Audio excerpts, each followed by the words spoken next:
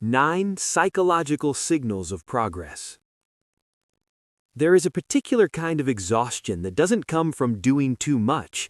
It comes from caring deeply about something that feels completely invisible. You've been working on yourself, quietly, seriously, for months, maybe years. And yet when someone asks how you're doing, you pause for a second longer than you should. Because honestly, you're not sure. You don't feel dramatically different. You don't feel fixed. You just feel like you're somewhere in the middle of something you can't quite name. And here's what nobody tells you about that feeling. It's one of the most reliable signs that something real is happening. Society has a very particular idea of what progress looks like. It's loud, it's visible, it comes with milestones, a promotion, a relationship, a number on a scale, an announcement. We're trained from childhood to look for external confirmation that we've arrived somewhere. So when growth happens slowly, internally, without applause, the mind doesn't register it. It edits it out. And then it starts telling you a story that maybe nothing is actually changing. That story is wrong, and what we're about to explore is the reason why. There are 9 psychological signals that indicate real, meaningful progress in a person's inner life.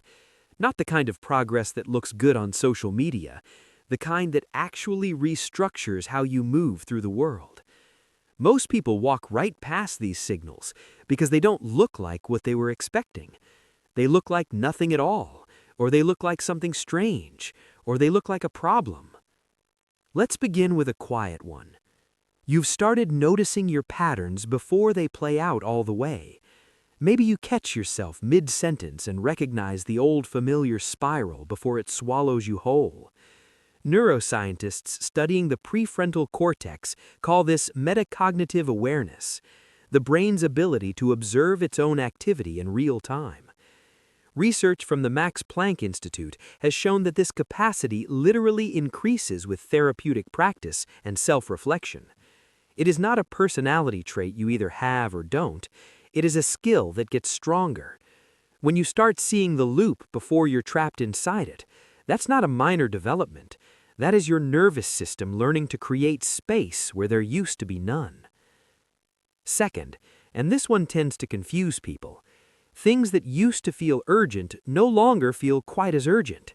Not because you've become numb or distant, but because something underneath has settled. Psychologist Bessel van der Kolk spent decades studying how trauma keeps the body in a state of chronic alarm. When that alarm quiets, even slightly, the urgency fades. This is often misread as apathy or depression. It isn't. It's the difference between a smoke alarm that screams every time you make toast and one that only activates in an actual fire. Recalibration looks like stillness from the outside. Third, you've become slower to explain yourself. For years, maybe, you felt this undercurrent of needing to justify your choices, your career, your relationships, your way of spending a Tuesday afternoon. There is research in social psychology showing that this constant self-justification is often a sign of an anxious attachment to external validation. When it starts to fade, when you notice you no longer rehearse the explanations before the conversations even happen, that is not indifference.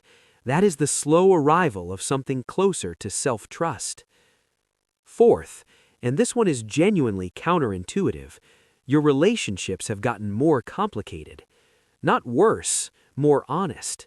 You've started feeling things in connections that you used to be able to smooth over. Disappointment, boundaries you actually enforce, discomfort you sit with instead of running from. Developmental psychologists working in attachment theory describe this as a move toward what they call earned security, where you've done enough internal work to tolerate ambiguity in relationships, rather than needing them to feel perfectly safe at all times. Closer doesn't always feel closer at first. It often feels more exposed. Fifth, grief has started moving through you instead of piling up. This one is hard to name unless you've felt it. There's a version of not feeling that gets mistaken for having dealt with things. And then, at some point, the tears arrive at unexpected moments, during a song, or driving, or for no reason you can identify in the immediate sense.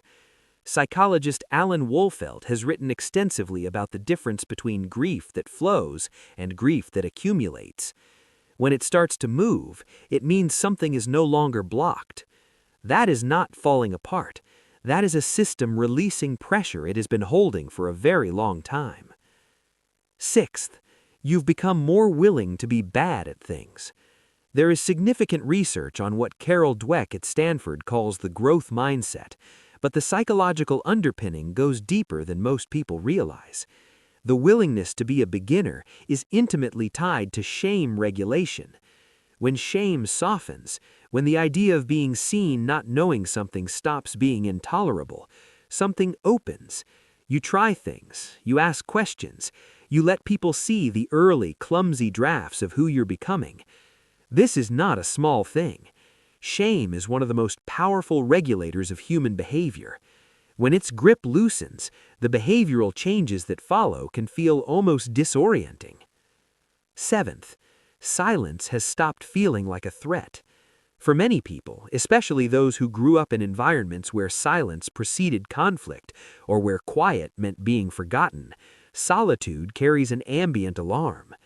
When you notice that you can sit with yourself, not productively, not with a podcast running, not filling the space with anything at all, without that low hum of anxiety, your nervous system has genuinely changed. Polyvagal theory, developed by neuroscientist Stephen Porges, describes this as a shift in the autonomic state from a nervous system scanning for danger to one resting in safety. The body is the evidence. Eighth, you've started grieving who you used to be. Not with contempt, but with something more like tenderness. The version of yourself that was angrier, more defended, quicker to disappear. You've started understanding why that person made sense, why they were doing the best they could with what they had. There is a stage in depth psychology sometimes described as integration, where the parts of yourself you once found shameful or embarrassing start to become simply part of the story. When this happens, the internal war quiets, not because you've won, but because you've stopped needing to. And ninth, perhaps the most subtle of all, the future feels like something you belong to, not something you're anxious about or desperately trying to control, not a source of dread or something to white-knuckle your way towards, just something that is arriving and that you are arriving into. Hope researchers like Charles Snyder at the University of Kansas distinguished between optimism as a vague feeling and hope as an active agentic experience, the belief that you have pathways and that you are capable of walking them. When this settles in without fanfare, without you necessarily noticing it consciously, something has rooted. None of this is better than where you've been.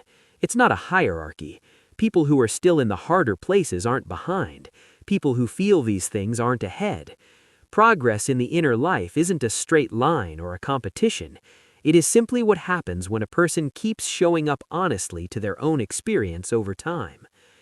What's worth knowing about all 9 of these signals is what they share. They are quiet. They don't announce themselves.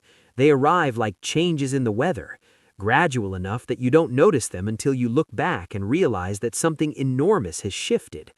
Your nervous system doesn't send you a notification. Your psychology doesn't give you a certificate. You just one day catch yourself reacting differently, and for a moment, you recognize something. That recognition, that brief, certain pause, is itself a signal. There is something else that tends to emerge at this stage of the inner work, something that most people don't expect and don't have language for yet. If these 9 resonated with something in you, what comes next is the part that tends to be the most quietly disorienting and the most worth understanding.